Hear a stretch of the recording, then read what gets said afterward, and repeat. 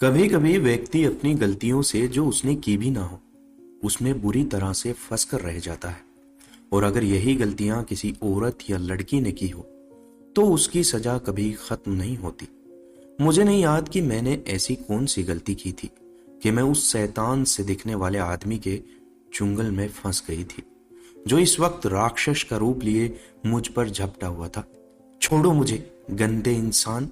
मैंने चीखते हुए उसे अपने से दूर करने की पूरी नाकाम कोशिश की, लेकिन मैं उसे थोड़ा भी नहीं हिला पाई। मैं मदद के लिए चीख रही थी, चिल्ला रही थी, मगर उस वक्त मेरी आवाज सुनने वाला एक परिंदा भी वहां नहीं था। उस व्यक्ति ने मेरे कपड़े फाड़ डाले। मैंने जोर से ऊपर वाले से मदद मांगी कि है ऊपर वाले, मेरी इज्जत बचा ले, मुझे यहां से बाहर निकाल। और फिर एक जोरदार डंडा उसके सर पर दे मारा। ऊपर वाले के कर्म से वह व्यक्ति पीछे जा गिरा और मैं अपने फटे हुए कपड़ों के साथ बाहर की तरफ दौड़ी। मुझे तो यह भी याद नहीं कि मैं कब तक दौड़ती रही थी और फिर बेहोश होकर कहीं पर गिर गई थी।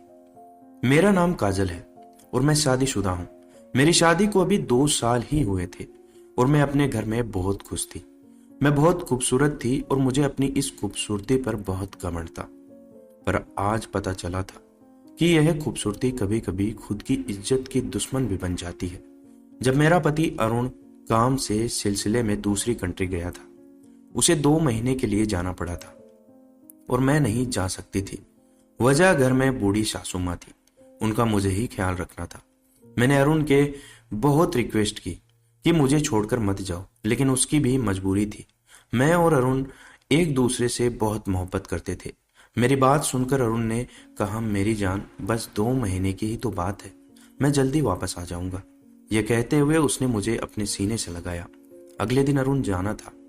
मैं सारी रात रोती रही।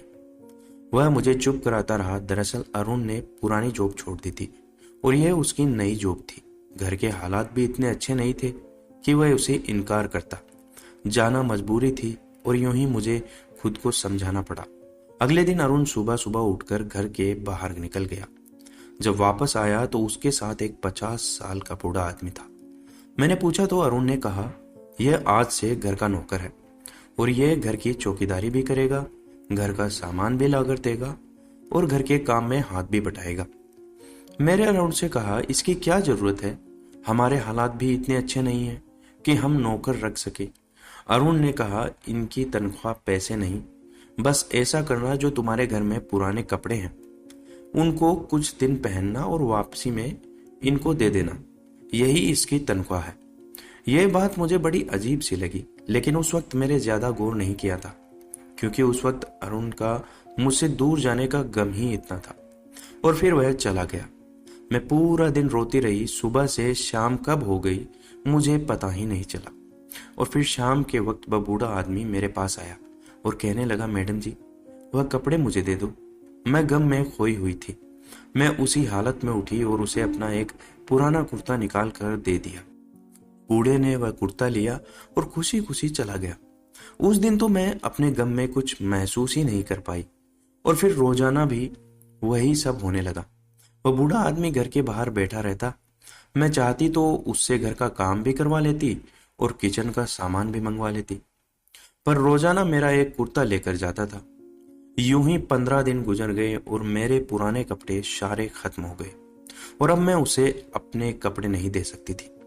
पता नहीं अरुण ने क्या सोचकर उसे घर पर रखा था। उस दिन मौसम थोड़ा खराब था। शाम को जब बूढ़े का जाने का वक्त हुआ तो उसने मुझसे मेरा कुर्ता मांगा। मैंने जवाब दिया कि मेरे पास और पुराने कपड़े नहीं हैं, तुम मुझसे पैसे ले लो और चले जाओ, क्योंकि हल्की हल्की बारिश शुरू हो चुकी थी। पर बूढ़े ने कहा कि वह पैसे नहीं लेगा, उसे तो कुर्ता ही चाहिए। उसकी इस बात पर मुझे गुस्सा आया और मैंने कहा कि जब कहा ना कि कपड़े नहीं हैं, अगर पैसे लेने हैं तो ले लो, वरना यहां से निकल जाओ। मैंने उसके मुंह पर दरवाजा बंद कर दिया और अपने कमरे में आ गई। मेरा और अरुण का कमरा ऊपर था। बाहर बारिश तेज हो गई थी। इस वक्त मुझे अरुण की बहुत याद आ रही थी। मैं कमरे की खिड़की खोली तो बाहर देखा। मैं शौक रह गई थी। वो बूढ़ा आदमी गेट के बाहर तूफानी बारिश में बैठा था। मुझे हैरानी की वह अभी तक गया क्यों नहीं था। क्या वह कुर्ता लेने के लिए बैठा था? मैं तेजी से भागती हुई सीढ़ियों से नीचे गई और जाकर गेट खोला। तुम पागल हो गए हो? दिमाग खराब हो गया तुम्हारा? तुम यहाँ क्यों बैठो? जाओ यहाँ से। लेकिन बूढ़े ने जवाब दिया कि मैं अपनी तनख्वाह लिए बिना वापस नहीं जाऊंगा। दोस्तों, आपको यह कहानी का फर्स्ट पार्ट कैसा लगा कमेंट करके जरूर बताइएगा। चैनल पर नए हैं तो चैनल को सब्सक्राइब जरूर कीजिएगा। धन्यवाद।